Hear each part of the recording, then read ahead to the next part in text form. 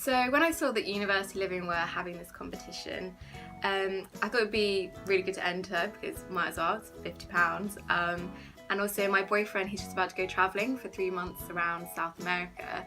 So I thought if I did win, it'd be really nice to just spend the money on doing something really nice with him. So it's allowed us to pay for a really nice meal together for our last weekend before he goes away. So I'm really grateful to University Living for helping us have an extra nice weekend together before he goes.